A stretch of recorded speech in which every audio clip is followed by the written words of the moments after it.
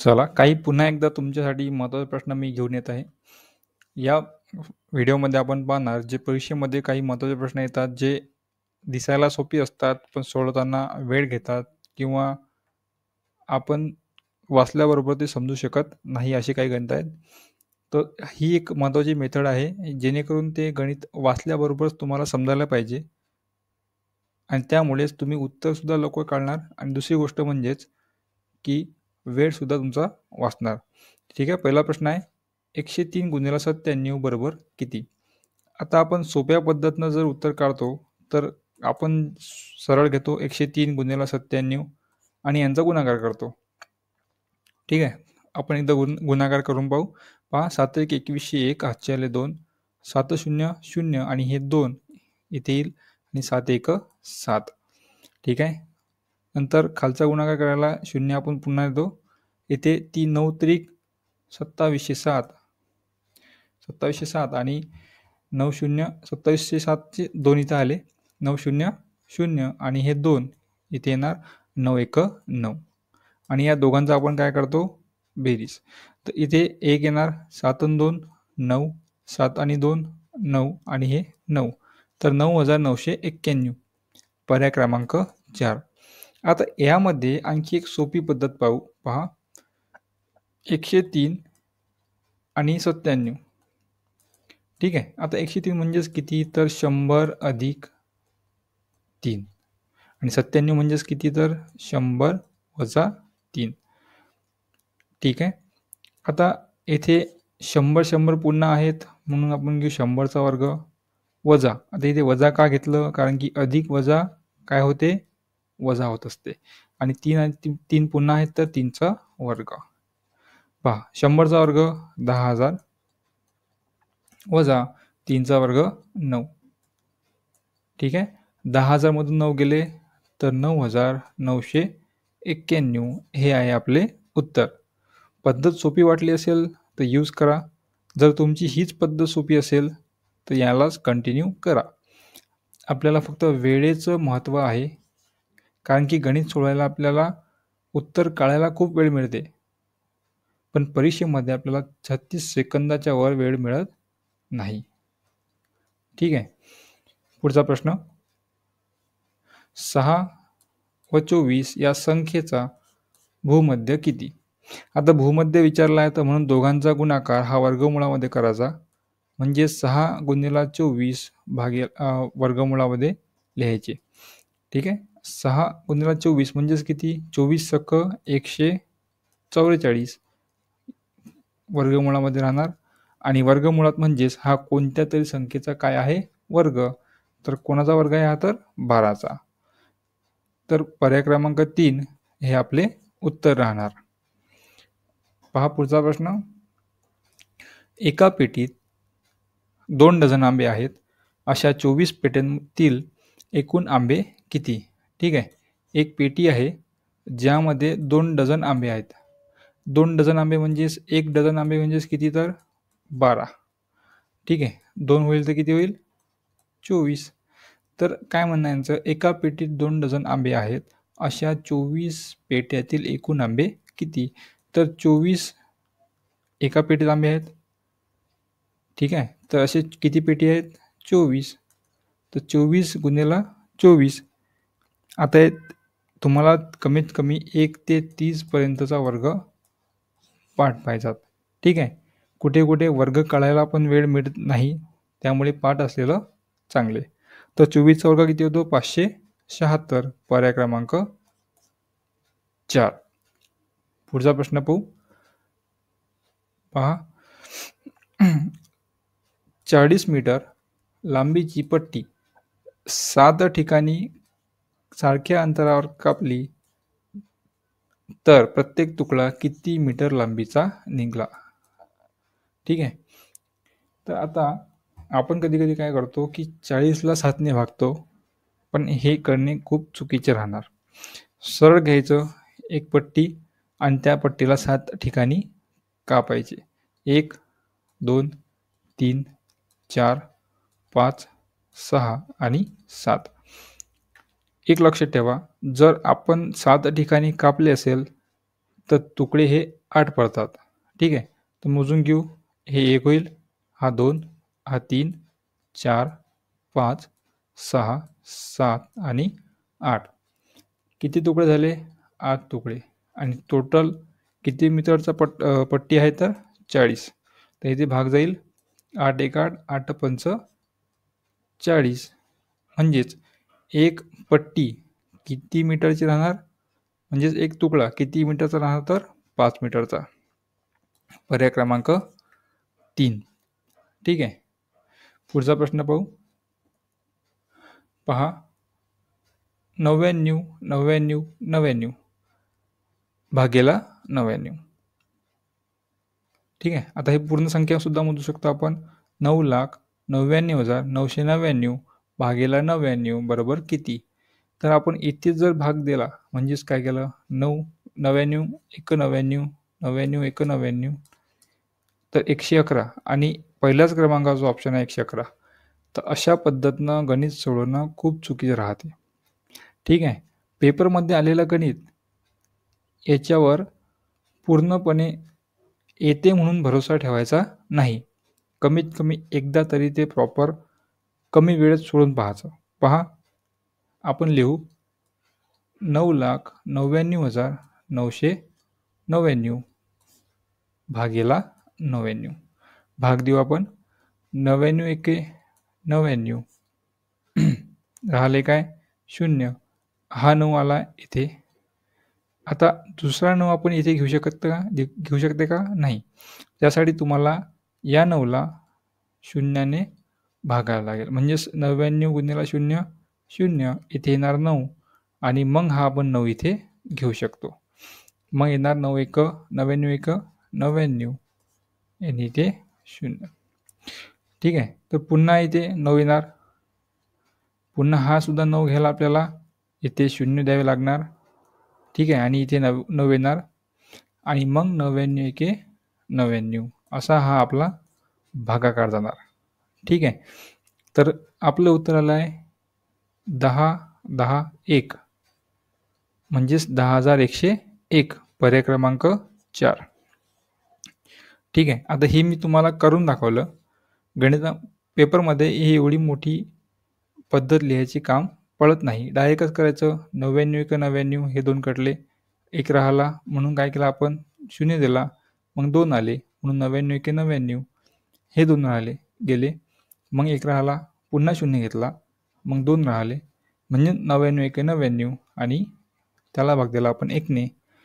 तर आपले उत्तर आले 10,101. पर्याय क्रमांक 4. पुढचा प्रश्न, जर एका वर्तुळाची त्रिज्या 10% वाढली तर त्याचे क्षेत्रफळ किती टक्क्याने वाढेल? ठीक आहे, तर त्रिज्या म्हणजेच काय? इथे आपण एक आकृती घेतल्या आहेत. पहा, हा झाला वर्तुळ. ठीक आहे, हा पूर्ण काय झाला? गोल वर्तुळ. या वर्तुळाच्या मधात जो बिंदू असतो त्याला म्हणतो आपण केंद्रबिंदू. आणि त्या केंद्रबिंदूपासून अर्धी जी एक रेष जाते वर्तुळापर्यंत त्याला म्हणतो आपण त्रिज्या. ठीक आहे, जर पूर्ण एक रेष जात असेल एका टोकापासून दुसऱ्या टोकापर्यंत पण ते केंद्रबिंदूमधून गेली पाहिजे, आपण त्याला म्हणणार व्यास. आणि केंद्रबिंदूच्या मधून न जाता बाजूनेच जर एखादी रेषा गेली असेल तर त्याला म्हणतो आपण जीवा. ठीक आहे, तर प्रश्न असा आहे की जर एका वर्तुळाची त्रिज्या 10% वाढली तर त्याचे क्षेत्रफळ किती टक्क्याने वाढेल? आता वर्तुळाच्या त्रिज्येचा जो सूत्र आहे ते तुम्हाला माहीत असणे आवश्यक आहे. वर्तुळाचं क्षेत्रफळ किती येते? पाय आर वर्ग. हे काय आहे? वर्तुळाचे क्षेत्रफळ. आता हे जे गणित आहे हे गणित सोडायला एक आपल्याला सोपी पद्धत आहे. काय सूत्र घेणार आपण 2 गुणिले आर. आर म्हणजे त्रिज्या अधिक. अधिक का घेतलं? तर वाढवली म्हणून अधिक घेतलं. ठीक आहे, आणि आरचा वर्ग भागेला 100. यानुसार जर तुम्ही हे गणित सोडवलं तर लवकर उत्तर निघेल. पहा, 2 गुणिले आर कितीने वाढली? 10% म्हणून आपण 10 लिहिले, अधिक येथे आरचा वर्ग लिहिला आहे, 10चा वर्ग होईल म्हणजेच किती होईल 100 भागेला 100. ठीक आहे, इथे भाग जातो 0 0. ठीक आहे, 100 एक 100 सरळ सरळ, 100 एके 100 म्हणून 2 गुणिला 10 अधिक 2 गुणिला 10 अधिक 1, 10 दोने 20 अधिक 1 किती होणार 21. तर जर वर्तुळाची त्रिज्या 10% वाढवली तर त्याचे क्षेत्रफळ किती टक्क्याने वाढेल तर 21%. समजलं सर्वांना? पहा पुढचा प्रश्न पाहू. 5 टेबल 20 खुर्च्या येतात. ठीक आहे, 5 टेबलांच्या किमतीमध्ये 20 खुर्च्या येतात. जर एका टेबलांची किंमत 1100 रुपये आहे तर एका खुर्च्याची किंमत किती? ठीक आहे, एका खुर्चीची किंमत किती? तर पहा, आपण जर 5 टेबल विकत घेतले तर त्याच्या बदलीत आपल्याला किती खुर्च्या येतात 20. ठीक आहे, म्हणजेच काय 20 खुर्चीला आपण 5 टेबलने भाग दिला तर 5 एक 5, 5 चोक 20, म्हणजेच एका टेबलमध्ये 4 खुर्च्या येतात. ठीक आहे, आता इथे काय म्हणते एका टेबलाची किंमत किती दिलेली आहे 1100 रुपये, म्हणून काय करायचे 1100 रुपये ही झाली एका टेबलाची किंमत. तर 4 टेबलची 4 खुर्च्यांची किंमत किती? आता एकाच टेबलामध्ये म्हणजेच एका टेबलाच्या किमतीमध्ये 4 चेअर येतात, खुर्च्या येतात, म्हणजेच 1100 रुपये हे किती चेअरची किंमत आहे तर 4 चेअरची. तर आपण काय करायचं 1100 भागेला 4, 4 एक 4, 4 दोने 8, उरले किती 3, इथे 0 येणार, 7 चोक 28, 30 म्हणून 28 गेले 2 राहिले, इथे 0 येणार 20 आणि 4 पंच 20, 275. म्हणजेच काय तर एक खुर्ची ही 275 रुपयाची येते. ठीक आहे, तर पर्याय क्रमांक 4 हे आपलं उत्तर राहणार. समजतं सर्वांना? नसेल समजत असेल तर आपण पुन्हा पुढे आणखी गणित घेणार आहोत जेणेकरून तुम्हाला त्यामध्ये आणखी स्पष्टता येणार. पुढचा प्रश्न 85चा वर्ग किती? आता आपण 30 पर्यंत वर्ग पाठ करायला सांगितले होते. 85चा वर्ग विचारलाय, शेवटी 5 आहे.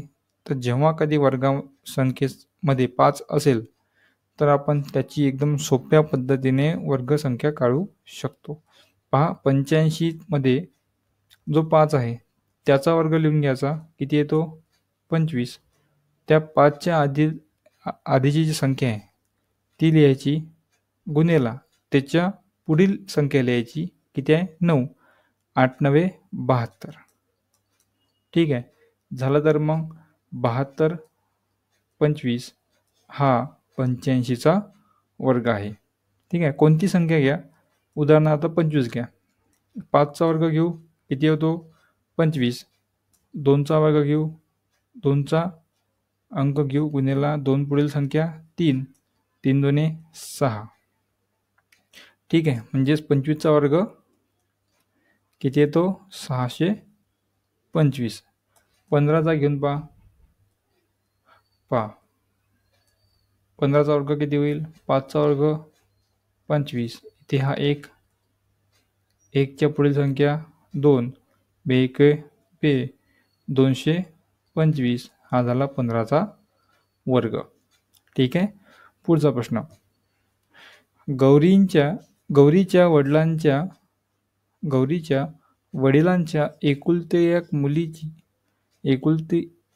एकुलत्या एक मुलाची मुलगी गौरीची कोण? पहा गौरी काय म्हणते प्रश्नात, गौरीच्या वडिलांच्या, गौरी झाले गौरीचे वडील. ठीक आहे, गौरीच्या वडिलांच्या एकुलत्या एक मुलाची, आता इथे येणार मुलगा, म्हणजेच हा गौरीचा कोण झाला भाऊ. एकुलते एक मुलाची मुलगी गौरीची कोण? तर भावाची मुलगी कोण होणार पुतणी. पर्याय क्रमांक 4. पुढचा प्रश्न, रांगेतील तुमचा क्रमांक दोन्ही बाजूंनी 11वा असल्यास रांगेत एकूण मुले किती? पहा, तुम्ही 11व्या क्रमांकावर आहात दोन्ही बाजूने, म्हणजेच काय, या साईडने 10 विद्यार्थी आहेत आणि या साईडने 10 विद्यार्थी आहेत असल्यास तर एकूण रांगेत मुले किती? संपला तर प्रश्न. पहा, 10 इथे आहेत, 10 इथे आहेत, किती झाले? 20. आणि तुम्ही 1 किती होणार? 21. पर्याय क्रमांक 3. ठीक आहे. प्रश्न वाचून कन्फ्यूज नाही व्हायचं, प्रश्न वाचतानाच तो प्रश्न सोडवायचा. ठीक आहे. तर अशाच प्रकारचे आणखी कठीण आणि पुन्हा पुन्हा येणारे प्रश्न आपण येणाऱ्या व्हिडिओमध्ये पाहणार आहेत. त्यासाठी नक्कीच आपल्या या चॅनलला जोडून राहा. ठीक आहे. भेटूया पुढच्या व्हिडिओमध्ये. धन्यवाद.